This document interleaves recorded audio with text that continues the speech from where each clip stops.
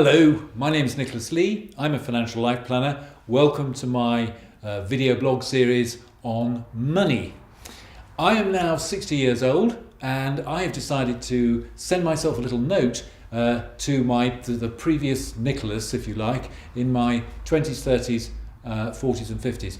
This one is my 40s, so not that long away, sort of 10, 15 years away. And these are the kind of things that I would love to have been able to say to myself had I been listening in my 40s. So grey hair, bit of grey hair, quite well established at work, good income. Children are teenagers, so there's a kind of idea of thinking about college education and that sort of thing and the costs that might involve. But here's the thing I truly wish I'd been able to do, or had done rather, in my 40s, and that's simply this: sit down and start to tackle the big questions around my life and my money. And I say I really mean our life and our money and how they relate to our family. So here are the 5 big questions. Pretty straightforward stuff this, but if only I'd sat down and done it. How much could I actually save? That's really a key question. And of course, with 2 incomes coming into the household, usually there will be a gap between expenditure and savings, expenditure and income. And if there isn't, there's something wrong. You really want to be looking at somewhere between 10 and 20% of your income is available for saving. That shouldn't be impossible. How much risk am I willing to take with my investments? People talk about possibly buying another property. They talk about investing in pensions and ISAs, that kind of thing. You really need to understand your capacity for risk, and that's quite an interesting conversation and best had with somebody who's got a bit of an understanding about investment risk. How much will I need? It's really about the future.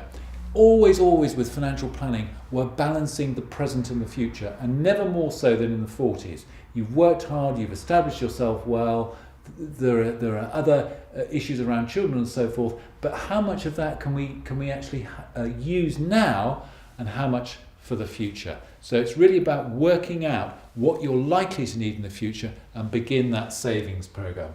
When will I need it? Now people say, oh, well, I'm never going to retire.